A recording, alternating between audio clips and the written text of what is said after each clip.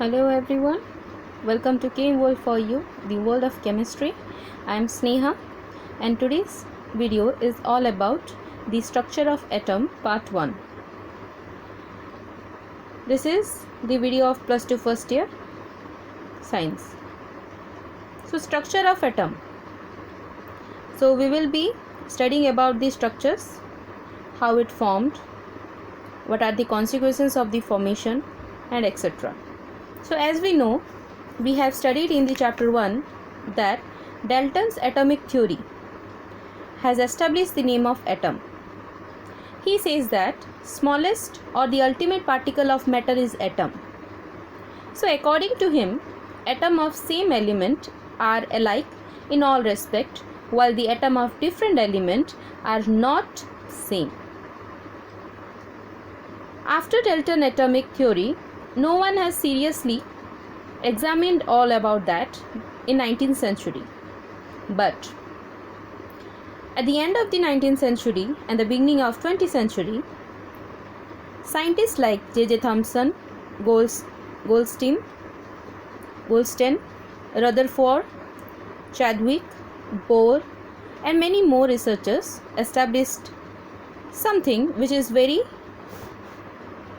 different as the Dalton's atomic theory. So what was it? It was atom is not as simple as suggested by Dalton. Dalton जो बताए हैं वैसा नहीं है. So it is made up of number of particles, out of which most important are electron, proton and neutron. So after the 20th century or the end of 19th century, we have known that atom is not the ultimate particle of the matter, as it can be breakable by electron, proton and neutron. Some other experiment also had been gone through. What are they? They are first is 1830, Michael Faraday shown the chemical reaction or chemical change occur when electricity is passed through the electrolyte. As electrolyte, we know, we have studied also in 10th standard.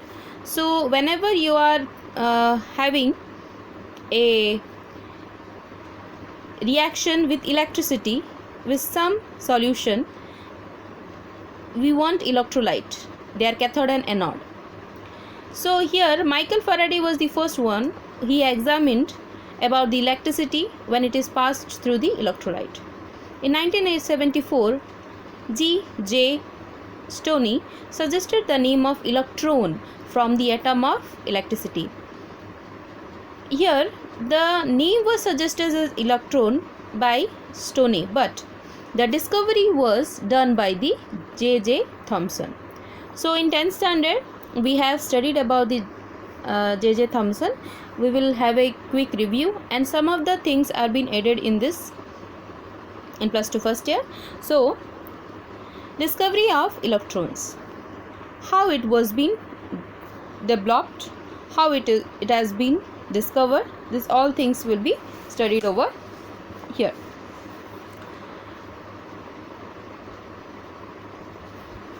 So the discovery of electron is done with the help of discharge tube experiment.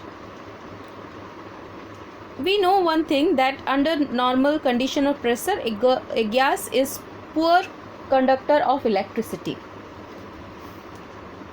and its pressure, if we are reducing, then the gas become conducting. So we know normal pressure gas is a poor conductor of electricity. So we have to ultimately go below the normal condition of pressure.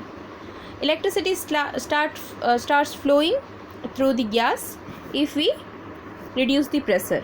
So this thing was being examined by William Crookes in 1879, and he studied that conduction of electricity through gas at low pressure can be occur. And what is the low pressure he has examined? That is 10 to the power minus 2 atmospheric pressure. So he have just made a tube, you can see here, which is connected with a high voltage. He actually performed the experiment in a discharge tube, which is like a cylindrical hard glass tube. It is about 60 centimeter in length. It is sealed at both the end and fitted with two metal electrodes. These are the two metal electrodes.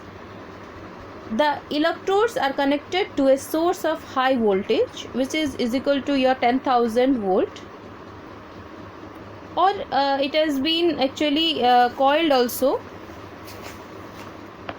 And while the tube is connected, we can see here a vacuum pump is established. So this vacuum pump is actually the source which can reduce the pressure inside.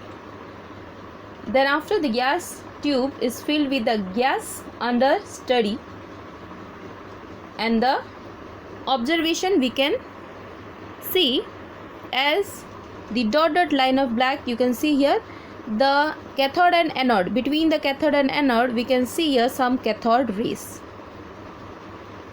So under normal condition of pressure, we cannot have this type of thing, but in 10 to the power minus 2 atmospheric pressure, we can find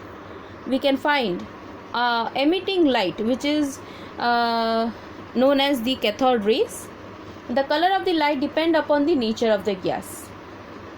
So the gas which is inside is emitting some light, and this light is called as, or this emission of the light with the pressure of 10 to the power minus 2 emission is known as your cathode ray. So after this, some more experiment had been done, like by reducing the pressure to 10 to the power minus 4 atmosphere. If 10 to the power minus 2 we are getting a light, emission of light, then at 10 to the power minus 4, which is double atmosphere, is less, then half of the atmosphere is been reduced. And what is the result? So when we are reducing the pressure again to 10 to the power minus 4, the wall of the discharge tube opposite to the cathode starting glowing with a faint greenish light, fluorescence. So fluorescence is a greenish light. Here in the diagram you can see here, it has been given like coating of blue line. So it is actually the fluorescence, and fluorescence definition is, fluorescence is due to bombardment of glass wall of the tube by ray emitted from cathode ray. So the rays which are coming from the cathode ray very simultaneously, and they are being striking the wall of the glass. So from there the sparking is coming, the emission is coming, and it is known as your fluorescence. So after that, here it is the definition. Next is cathode rays. We will be studying about what do you mean by cathode rays. As we know, the cathode rays, the emission of the light by the reduction of the pressure. But what are the things which we can identify as cathode ray? We will be studying here. So cathode ray formed due to bombardment of molecule of the gas inside the discharge tube by high speed particles, which are electrons, which are emitted from the cathode. So I have been explained this all things. So now we'll go through the properties. So cathode rays travel always in straight line. As you can see here in this picture, if we are placing a object in between the cathode rays, we can find the shadow of that object, which is solid, as backside of the object. So here symbolize that it is going through the straight line. Next property is, cathode rays are made up of material particles.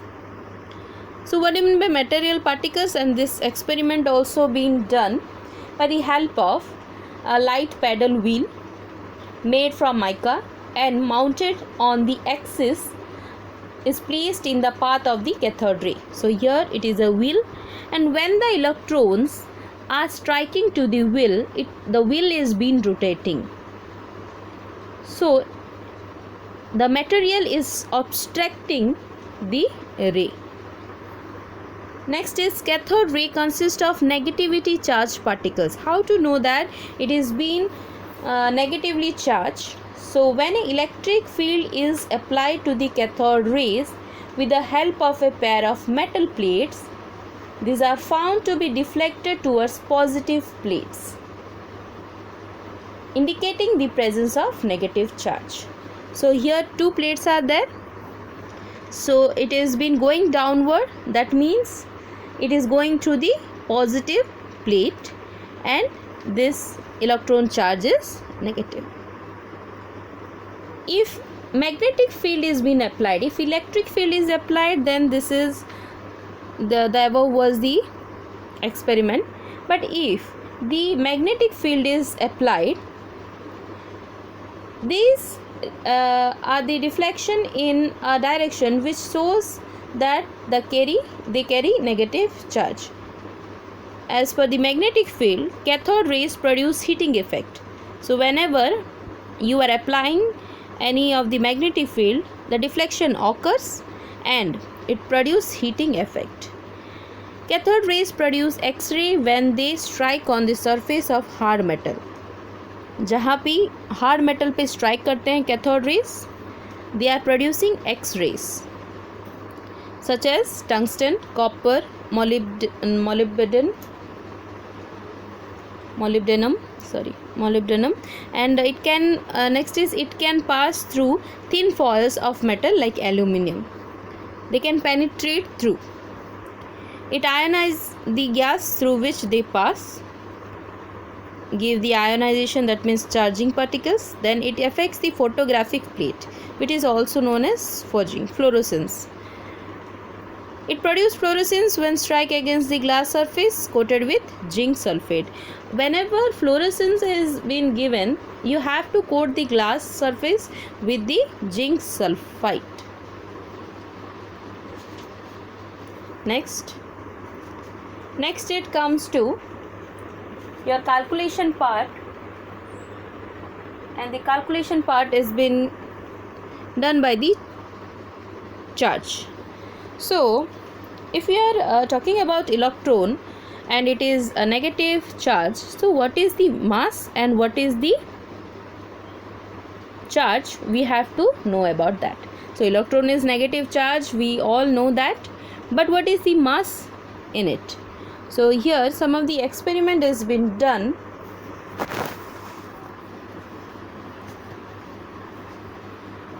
So determining the E by M ratio for electron, 1897 J.J. Thomson was the first experiment scientist who has examined the charge by mass ratio of an electron.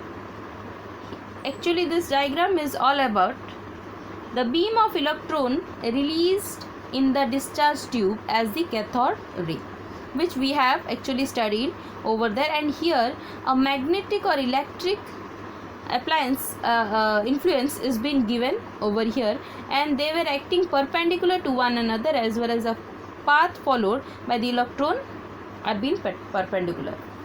So according to Thomson, the extent of deviation under the influence applied electric and magnetic field, whenever you are applying any electric and magnetic field to the electron, it is giving some impact. And what are the impact? Magnitude of negative charge, how to go the direction and magnitude, is directly proportional to the electric field applied, how you are applying the electric field, and magnitude of the deflection, what are the deflection occurred, and magnitude of the deflection, how it is been impacted by the mass of the particle. The more the mass, the less is the deflection. The less is the deflection, more is the mass, or less of the mass of the particle, the greater will be the deflection of the magnitude. So the deflection of particle is also directly proportional to the strength of the applied magnetic and electric field. So last, as a result, J.J. Thomson has given a calculation part, that is your charge by mass or ratio is equal to E by M, which is 1.76 into 10 to the power 8 coulomb by gram. So this is a constant value of E by M. Always remember it whenever you are doing calculation, and it is being given that physical chemistry is all about the calculation. So remember, E by M is 1.76 into 10 to the power coulomb by gram. So calculation part will be studying what are these charges of the electron calculated and how the mass of the electron is been calculated. So charge of the electron actually calculated by 1917 R.A. Mulliken. He has just put a oil drop, and by this he has given that electron is equal to 1.6 into 10 to the power minus coulomb, which is equal to 4.8 into 10 to the power minus 10 ASU. And we do not use electron this ASU because we always prefer to the smallest measurable quantity, and the smallest measurable quantity here it is electron 1.6 into 10 to the power minus 19 coulomb. Then it comes to mass. As we know that mass of the electron is equal to your charge of the electron by your E by M, that is charge mass ratio constant.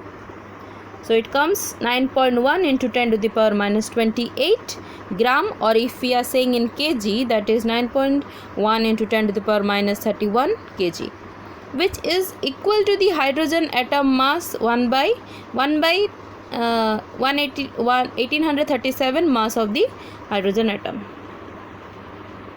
Next, last part of the cathode rays, that is electron as the universal particle. Yes, it is an universal particle because it is originated by the number of sources, and it is also originated by the heat of metal filament. It is been absorbed by, it is been originated by the exposure of sodium potassium to ultraviolet rays, and also the radioactive substances are having the electrons, which is symbolized as beta rays. But all of this, the constant of E by M is charge mass ratio is all about 1.76 into 10 to the power 8 coulomb by gram. Next, we have studied about the discovery of electron by J.J. Thomson. Next, it is discovery of proton. So electron cathode, because it is negative, and cathode and anode is positive, so we'll be reading about the positive rays, that means anode rays. So in next class I'll be telling you about the anode rays. If you like my video, then subscribe and share with your friends, and if you actually want to ask some questions or you are facing any thing in the problems etc., then please comment the question in the comment box. I'll be answering soon to you. So thank you and have a nice night. Bye bye.